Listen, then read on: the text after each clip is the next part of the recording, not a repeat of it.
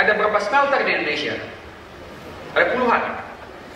Kalau bayangkan, sistem smelter itu semuanya sudah digitalisasi dan pusatnya ada di Jakarta. Jadi dia bisa matikan seluruh smelter yang ada di Kalimantan, ada di Papua, entah ada di mana di Indonesia, di Aceh, ada di Malang.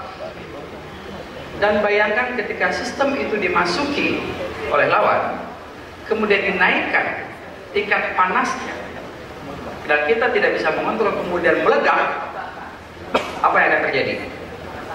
Dua contoh. Contoh ketiga, bandara. Kalau seandainya sistemnya shutdown, listrik dimatikan, seluruh sistem itu dimasuki oleh hackers, dan memang untuk melawan kita, seluruh penerbangan putus. Bayangkan ketika serangan ini terjadi dalam satu hari, dalam satu malam, maka adakah masa depan untuk Indonesia? Maka pertanyaan saya sekarang adalah buat kita di Gerakan Rakyat, kita adalah menjadi pelopor untuk mengingatkan pemerintah dan membangun sistem yang mapan, bahwa setiap e-commerce, setiap digitalisasi akan berisiko. Nah, risiko itu yang akan kita hitung dan bagaimana mengatasinya.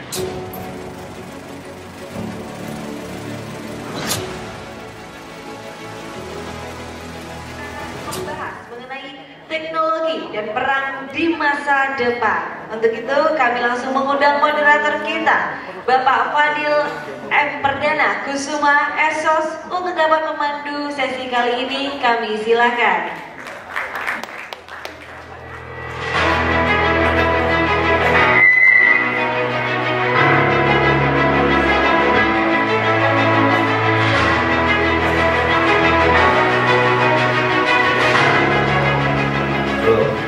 Bismillahirrahmanirrahim. Assalamualaikum warahmatullahi wabarakatuh. Selamat pagi semua. Ada satu jargon yang sama-sama kita kenal biar membakar semangat kita. Kalau kita bilang Indonesia, menyala. Indonesia, Indonesia, Indonesia. Luar biasa. Tepuk tangan untuk kita semua, teman-teman. Sebelumnya saya mohon izin perkenalkan diri. Nama saya Fadil Muhammad Perdana Kusuma. Saya seorang akademisi dari Hubungan Internasional. Di sini mohon izin Pak Anies Baswedan, Pak Ketum, dan Prof. Sulfikar serta seluruh jajaran petinggi dari Gerakan Rakyat dan seluruh rekan-rekan baik itu dari DPP, DPW dan seluruh peserta dan panitia yang hadir di sini. Pada hari ini kita akan membahas suatu tema yang relate banget dan kebetulan Indonesia lagi nggak ngalamin. Jadi kita bisa nongkrong-nongkrong, kongko-kongko di kopi, terus duduk di sini. Tapi di belahan dunia yang lain sedang ada rudal kemana-mana, sedang ada misil di mana-mana. Nah, oleh karena itu judul perang teknologi dan perang di masa depan akan kita bawakan dengan narasumber kita dari Dewan Pakar juga bernama Pak Adriwanto. Untuk Bapak Adriwanto silakan langsung ke mimbar. Boleh tepuk tangannya seluruhnya. Sebelumnya sebentar ada fokus untuk pembicara akan membawakan materi sekitar 15 menit. Setelah itu kita akan sesi tanya jawab hanya 2 biar nanti route atau perjalanan dari sesi tanya jawab kita akan lebih santai dan juga nggak akan keburu-buru nih dari narasumbernya kayak gitu. Terima kasih. Silakan untuk Bang Andri tempat dan waktu dipersilakan. Assalamualaikum warahmatullahi wabarakatuh. Pertama kali saya memperkenalkan diri. Tadi disebutkan di bahwa afiliasi saya, tapi saya ingin katakan hari ini bahwa saya adalah bagian in-house, bagian dari Gerakan Rakyat. Saya bagian di Dewan Pakar Gerakan Rakyat. Jadi saya bicara di dalam rumah saya sendiri, itu pada dasarnya ingin saya sampaikan. Yang saya hormati Bapak Anies Rashid Baswedan, guru saya, dan juga tokoh yang sangat menginspirasi di Indonesia. Setelah itu yang saya hormati Bapak Ketum, Bapak Profesor Zulfikar Amir, Ketua Dewan Pakar, juga seluruh rekan-rekan yang ada di sini semua. Mudah-mudahan ini adalah waktu buat kita untuk melakukan dialog, melakukan diskusi secara mendalam tentang masa depan Indonesia ke depan. Dan apa yang kita hadapi dan apa yang menjadi tantangan kita pada hari ini. Saya akan memulai pembicaraan ini, silahkan next slide-nya. Tentang topik, saya ditugaskan untuk berbicara tentang perang masa depan di Indonesia. Nah, sebelum saya masuk pada topik perang masa depan, kita harus berbicara tentang perang saat ini. Karena masa depannya ada atau tidak. Pertanyaannya adalah, ketika kita tidak aware dengan posisi Indonesia sekarang, kondisi keamanan Indonesia sekarang, jangan-jangan tidak ada Indonesia di masa yang akan datang. Maka dari situ saya akan memulai pembicaraan kita dari kondisi perang cyber di dunia, atau bagaimana teknologi dipakai dalam perperangan.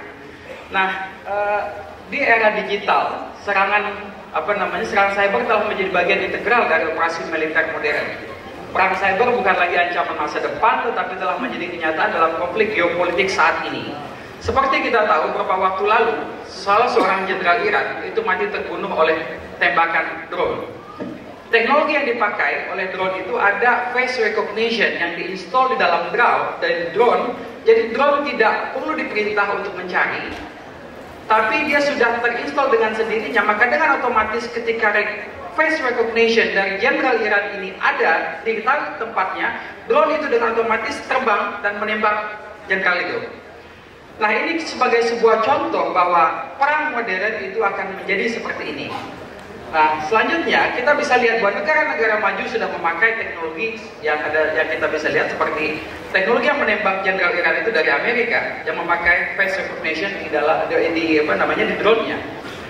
Cina sudah mengembangkan itu, Iran juga mengembangkan itu, Rusia memakai punya Iran untuk perang di Ukraina. Maka itu sudah bagian yang terintegral dalam sistem militer di dunia. Kecanggihan teknologi itu membuat ancaman kepada IIV atau Infrastruktur Information Vital Nasional. Nah, ini yang menjadi persoalan sekarang di Indonesia. Ini akan menjadi catatan buat kita mungkin Mas Anies untuk ke depan. Di Indonesia, militer Indonesia sampai sekarang hanya bicara pada IIV atau informasi infrastruktur vital. Belum berbicara tentang informasi fisik cyber vital.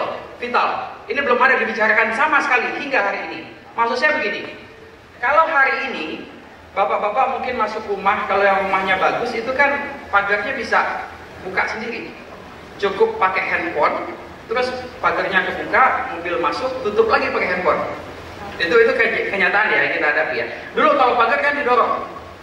Jadi kalau seandainya, pertanyaan saya jadi begini, kalau seandainya itu handphone diambil orang, berarti bisa dong dia buka pagar kita? Bisa dong kalau pintu rumah kita didigitalisasi, dibuka oleh orang yang pegang handphonenya, atau berangkas rumah kita. Begitu juga dengan Indonesia. Yang menjadi persoalan kita digitalisasi segalanya, karena presiden sebelumnya itu punya hobi untuk melakukan e-commerce, everything, segalanya dia pengen ikan, tanpa mempertimbangkan ada kondisi keamanan yang sangat rentan, membuat negara ini sangat rentan, sehingga kapanpun bisa dihancurkan oleh orang. Nah, saya akan bicara satu persatu tentang konteks ini hari ini, dan ini akan menjadi catatan kita kepada pemerintah dan juga kepada militer TNI, karena ada yang missing link antara kebijakan di tubuh militer dengan ancaman di dunia yang sebetulnya ada sekarang. Dan kita akan lanjut slide selanjutnya. Nah, ini serangan contoh ya, serangan pada pemerintah Albania tahun 2022 yang melibatkan Iran. Negara itu jadi hancur betul, total hancur gara-gara serangan cyber. Nah, ini cerita kronologis kejadiannya. Jadi bahwa satu negara itu akan dihancurkan bukan hanya pada infrastruktur information vital kayak yang sekarang kita bahas. Ini lagi ada rancangan undang-undang yang membahas tentang ancaman cyber. Yang menarik dari undang-undang itu, dia membahas semuanya tentang infrastruktur information vital. Jadi kayak kita data-data pribadi dicuri orang, hanya sebatas itu. tapi tidak melihat bahwa ada infrastruktur yang kita digitalisasi oleh presiden sebelumnya tanpa memperhitungkan bahwa ada risiko besar yang kita hadapi dan meletakkan Indonesia pada risiko tersebut. Nah, ini yang membuat yang menjadi kajian kita menjadi penting. Slide selanjutnya. Nah, operasi perang cyber di dunia, ada operasi cyber war juga sebagai perang cyber, merujuk pada serangkaian tindakan ofensif dan defensif yang dilakukan oleh negara-negara atau kelompok untuk memanipulasi, mengganggu atau merusak sistem komputer jaringan dan infrastruktur digital lawan.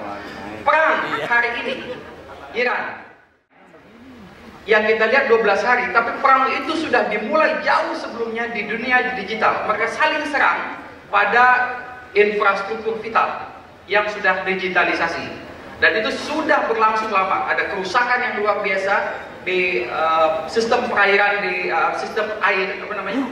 Kalau kita di PAM ya, kalau di itu dihancurkan oleh Iran dalam waktu yang panjang.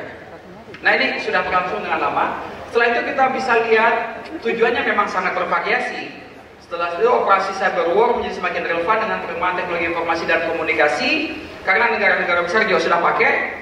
Nah, kita sedang melangkah ke arah itu, tapi sayangnya kita tidak mempertimbangkan bahwa serangan bisa masuk ke kita dalam waktu yang sangat dekat ini. Slide selanjutnya. Nah, kasus serangan cyber di Indonesia, ini ada banyak contoh yang sudah terjadi, termasuk pencurian data terakhir kemarin, kehilangan data pusat data nasional. Yang jadi, nah, saya akan mencoba fokus ke salah satu juga. Saya coba dulu ke PLN, serangan PLN. Beberapa waktu lalu PLN merilis bahwa ada kerjasama smart grid antara pemerintah Indonesia G2G dengan pemerintah Cina. Yang menarik adalah di saat kita melakukan mendigitalisasi sistem kelistrikan kita dengan harapan bahwa semuanya bisa dikerjakan dengan mudah. Ada 1.200.000 meteran baru yang sudah diinstal di Bali, diuji coba, dan itu sudah sukses. Nah, pertanyaannya, dan di Jakarta sudah masuk, tapi yang di Jakarta, kemarin itu saya sempat bicara ke PLN bahwa ini sangat berisiko. Kemudian dia tetap jalan, terus di Jakarta diinstal, saya nggak tahu udah sampai 1 juta atau belum hari ini. Di rumah-rumah mungkin sudah ada yang punya, punya meteran listrik digital. Saya nggak tahu, coba bapak-bapak atau ibu lihat di rumahnya. Nah, meteran listrik itu nggak perlu mereka datang ke tempat kita untuk mematikannya. PLN bisa matikan dari manapun. Oke, itu menarik. Sekarang, bayangkan, kalau kerjasama itu dilangsungkan, Mabes TNI memakai itu, Mabes Polri pakai itu, Mabes BIN, BSN pakai listrik, semuanya pakai itu. Di saat sistemnya dihack, kemudian listriknya dimatikan, apa yang akan terjadi di Indonesia? Gelap semuanya. Ini akan jadi gelap beneran. Nah, ini infrastruktur vital. Ketika ini dimatikan, maka siapa yang bertanggung jawab, pertanyaannya terhadap ancaman seperti ini? Apakah TNI? TNI bilang bahwa itu kan wilayah sipil, bukan wilayah militer. Sipil akan bilang bahwa ini kan ancaman dari luar, urusannya militer. Apakah ada bahasan dalam tubuh TNI di situ? Sama sekali tidak. Belum ada sampai sekarang. Yang menarik, ini terjadi sekarang. Dalam kondisi dunia seperti ini, apa yang diperkuat oleh TNI? Membangun kodam baru. Ada 5-6 kodam baru kalau saya tidak salah.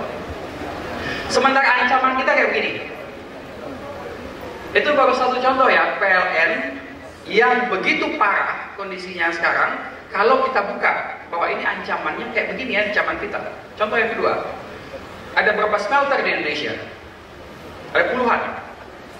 Kalau bayangkan, sistem smelter itu semuanya sudah digitalisasi dan pusatnya ada di Jakarta. Jadi dia bisa matikan seluruh smelter yang ada di Kalimantan, ada di Papua, ada di entah ada di mana di Indonesia, ada di Aceh, ada di Malang.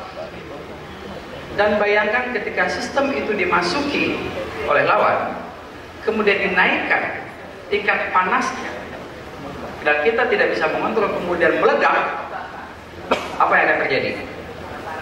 Dua contoh. Contoh ketiga, bandara.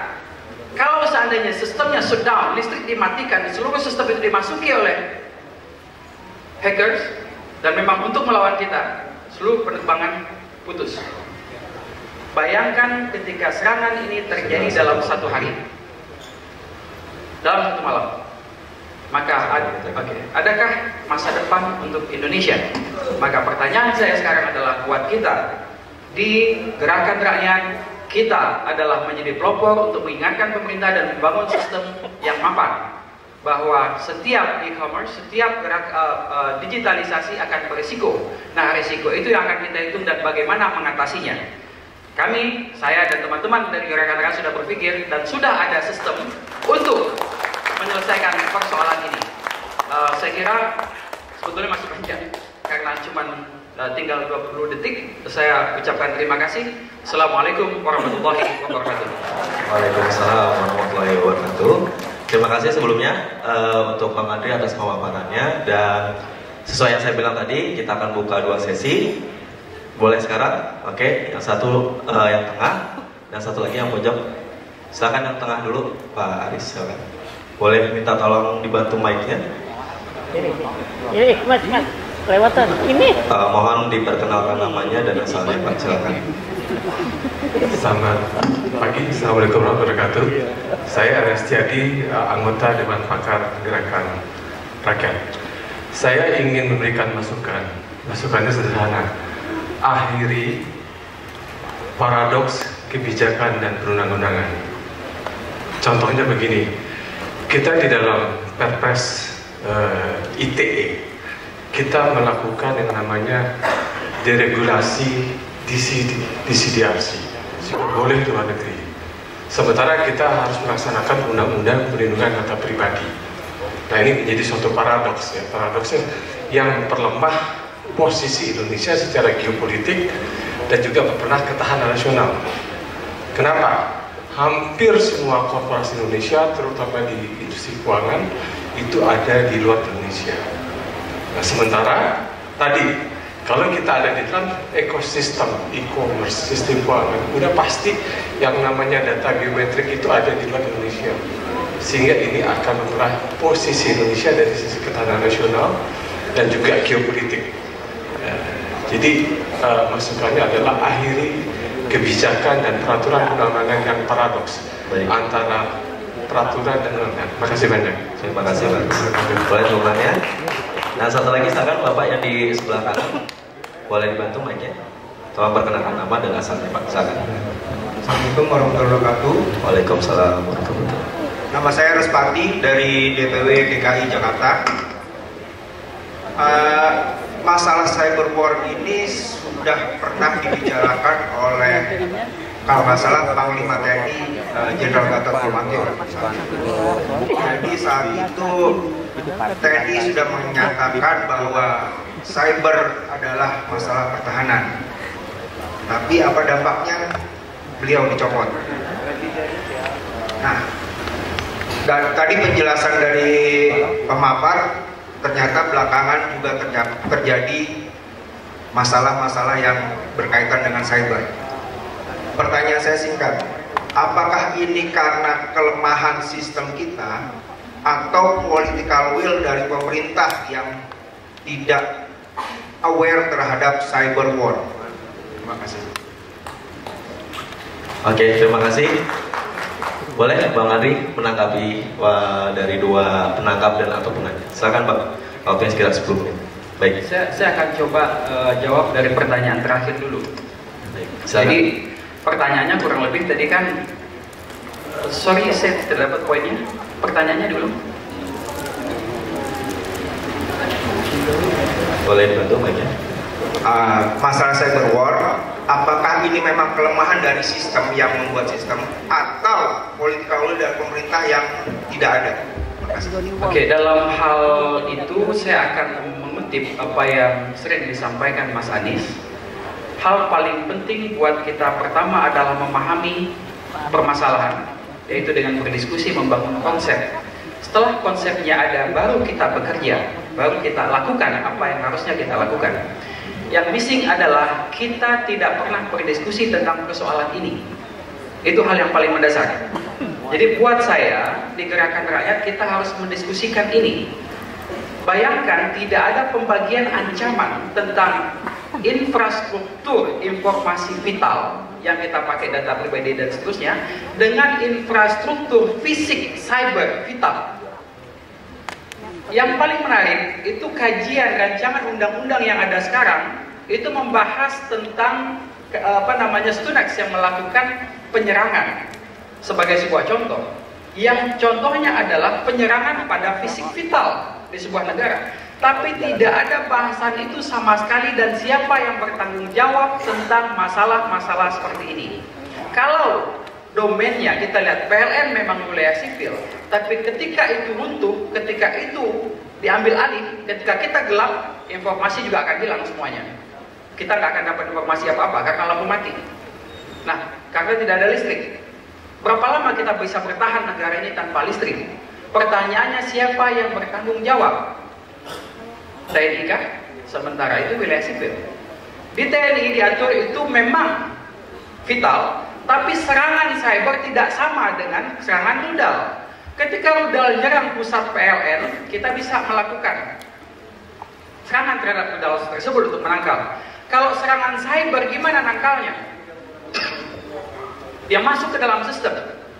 Pertanyaan saya, G2G sekarang kerjasama PLN dengan Cina, pemerintah Cina, apakah kita yakin bahwa tidak ada chip apapun yang ditanam di situ?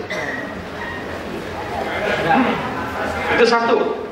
Yang kedua, sistem keamanannya yang paling menarik adalah di saat kita mencoba memperkenalkan sistem keamanan ke mereka, itu sistem yang menolak. Artinya ada apa dengan sistem yang dibangun ini? Apakah ini kerjasama G2G yang kita harus juga lihat, kita harus periksa. Nah, menurut saya, kalau kita bicara tentang adakah tadi pertanyaannya goodwill atau karena tidak adanya goodwill atau memang ada persoalan lain, maka saya ingin katakan bahwa karena tidak ada diskusi dengan para pakar untuk membahas apa ancaman ke depan. Nah, Dewan Pak di sini saya ingin mengatakan gerakan rakyat yang mendapat inspirasi dari Mas Anies akan membuka peluang seluas-luasnya untuk mendiskusikan persoalan-persoalan seperti ini. Nah, kita akan diskusikan. Saya mau sedikit curhat Mas Anies. Ini kita kalau di NTU itu sering duduk di kantin satu. Saya sama Mas Zulfikar juga. Ada satu teman, itu seorang ahli sistem keamanan, membangun sistem keamanan data berbasis kriptografi.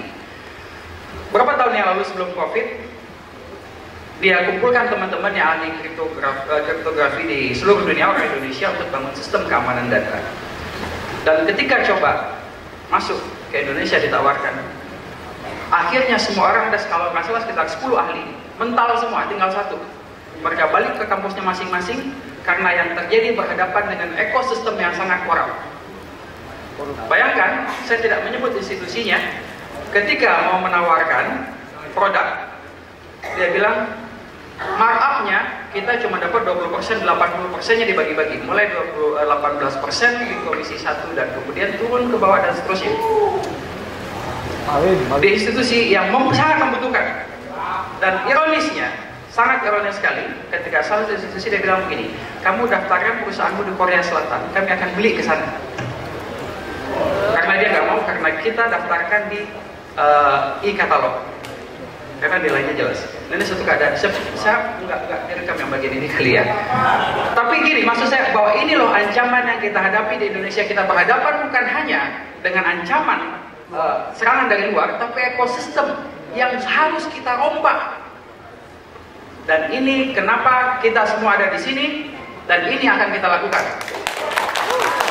Ini itu jawaban dari saya. Terima kasih. 2029.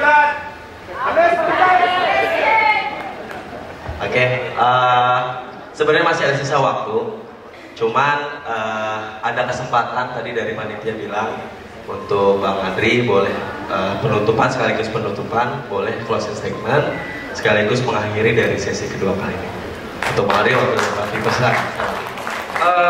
Saya akan mencoba menutup pembicaraan ini dengan lagi-lagi mengutip dari Mas Anies. Kita butuh tahu duduk persoalan di mana. Kita hanya bisa tahu ketika kita berdiskusi, ketika kita membicarakan, dan setelah itu ini yang menjadi kebijakan. Nah, rancangan undang-undang dan seterusnya kita akan kritisi teman-teman di Dewan Gerakan Dewan Pakar Gerakan Rakyat akan berusaha untuk melakukan ini, untuk melakukan koreksi, dan juga dengan kajian-kajian ini yang didasarkan pada kajian, kita akan membuat tindakan yang real, sehingga kita akan membangun, tujuan kita adalah membangun ekosistem baru di Indonesia sehingga negara ini bisa aman untuk kita semua. Terima kasih.